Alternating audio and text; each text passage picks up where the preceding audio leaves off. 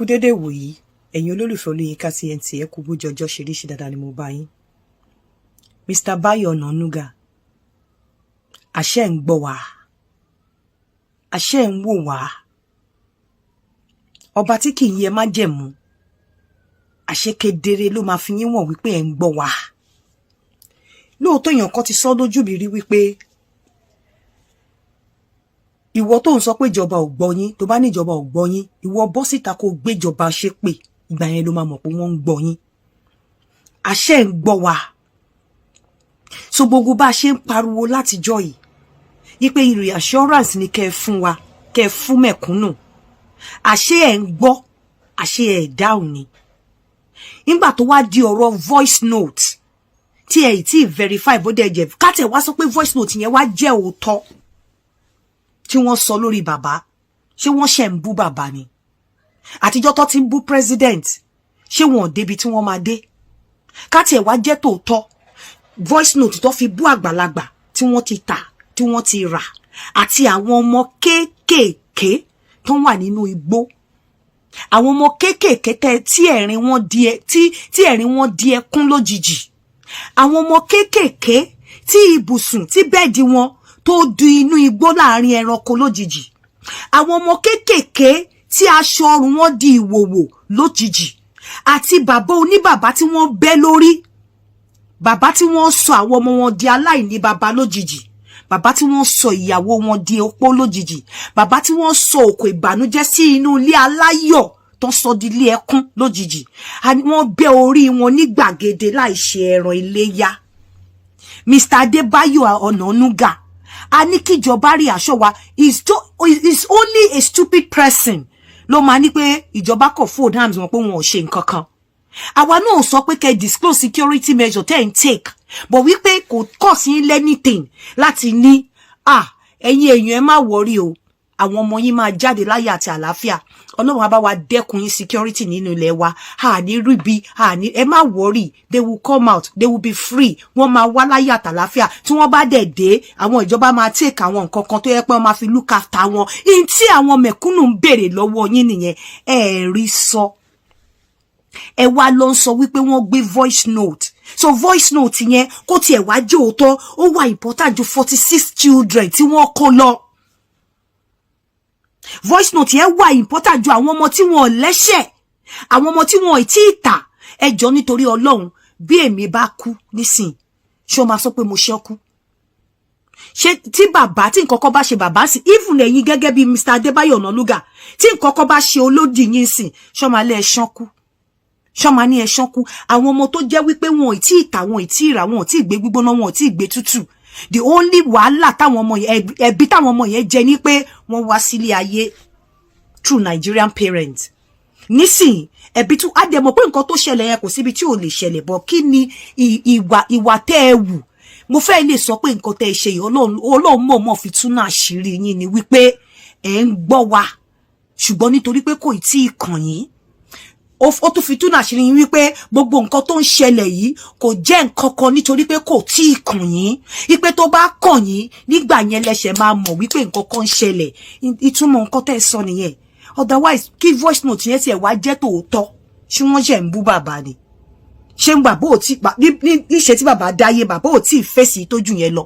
mo gbọ́ níbi tí bàbá president ti sọ pé I don't go social media o I don't watch social media at all ipe torí pé àwọn èèyàn kìíní mo gbọ́ bí tí wọ́n ti sọ so that means pé bàbá ti wà used to ebú yẹn bàbá ò mọ̀ bóyá kò sí tó kọ bàbá but àwọn ọmọ pé wọ́n gbé àwọn ọmọ pamọ́ inú children's day àárín kankan ẹ̀yin ò rọ́rọ̀ sọ rí word of encouragement word of reassurance tó bá jẹ́ pé ti reassure àwọn èèyàn yín ni mo assure yín pé a lot of people àti máa gba èyí táwọn èèyàn fi ń bọ́ta tó fi ń sọ̀rọ̀ òdì tó fi ń fi ẹ̀dùn inú wọn wọ̀n ká ní pé wọ́n ti gbọ́ ọ̀rọ̀ lẹ́nu yín ká ní pé wọ́n ti gbọ́ ọ̀rọ̀ lẹ́nu yín lẹ́nu spokesperson wípé ẹ má worry àmọ́ wèrè èèyàn ló máa ní pé ìjọba kò máa ṣe báyìí wọn ò ní ṣe nǹkan kan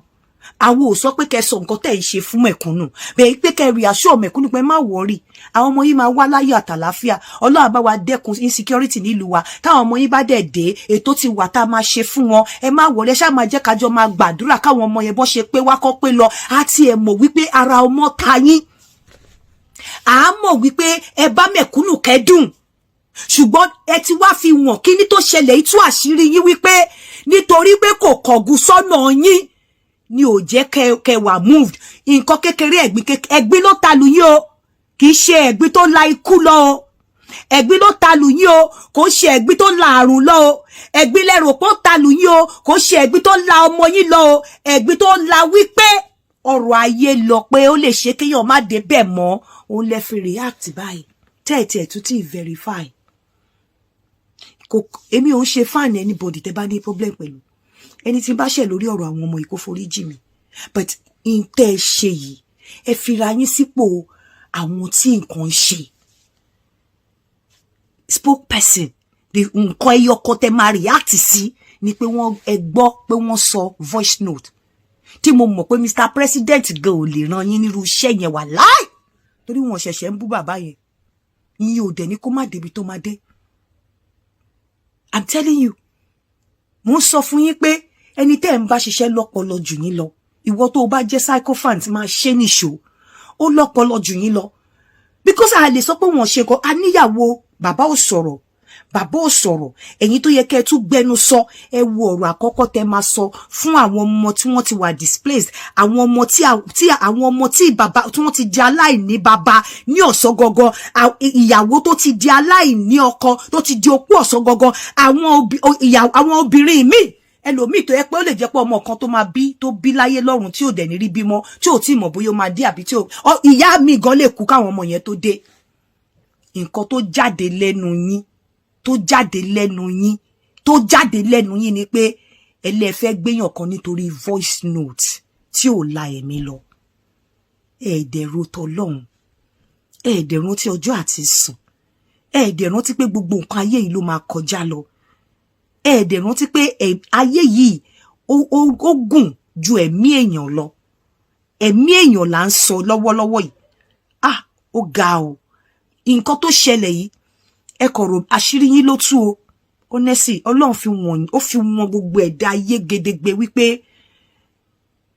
ìkà ò jẹ́ ṣe tiẹ̀ bẹ́ẹ̀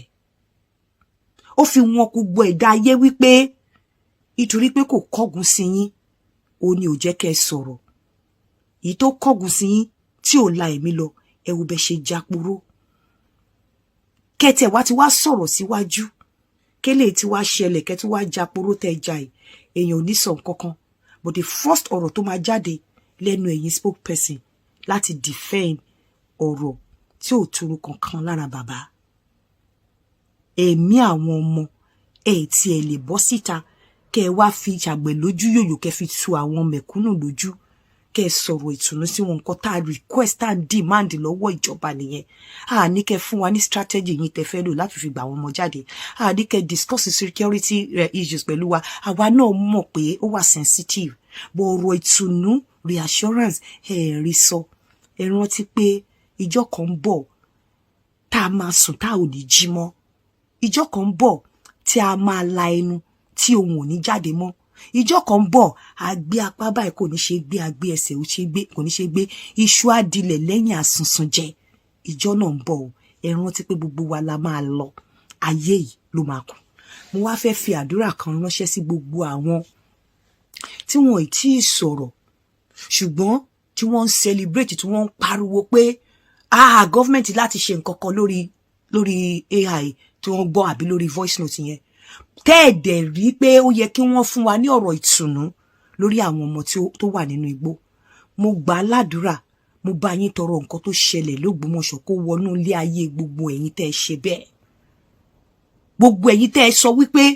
tẹ́ ẹ rí nǹkan sọ tó jẹ́ wípé ọ̀rọ̀ pé wọ́n sọ̀rọ̀ síta tí spokesperson sọ yìí lẹ ṣẹ̀ṣẹ̀ wá rọ́rọ̀ sọ tó dẹ̀ pé ọ̀rọ̀ tẹ́ ẹ sọ ẹ rí nǹkan kan sọ lórí àwọn ọmọ yẹn ní tó ṣẹlẹ̀ l'Ógbómọ̀ṣọ́ mo bá yín gbà á ládùúrà bí àwọn ọmọ yẹn ṣe di aláìní baba lójijì mo tọrọ ẹ̀ sínú ayé yín bí àwọn ọmọ yẹn ṣe kúrò lórí bẹ́ẹ̀dì tí inú igbó àti koríko di ibùsùn fún wọn Ọlọ́run alágbára ọba tó ń sa alágbára di ọ̀lẹ tó ń ṣe ọ̀lẹ di alágbára mo gbàdúrà k'Ọlọ́run kó gba ibùsùn lọ́wọ́ yín k'Ọlọ́run kó gba bẹ́ẹ̀dì lọ́wọ́ yín kó fi inú koríko ní ewéko kó fi ṣe ibùsùn fún yín mo gbà ládùúrà bí gbogbo àwọn bí ìyá obìnrin yẹn ṣe di opó ọ̀sán gangan mo gbà ládùúrà pé ẹ̀mí opó ọ̀sán gangan kó wọnú ilé ayé ẹ̀yin tẹ́ ẹ kọ̀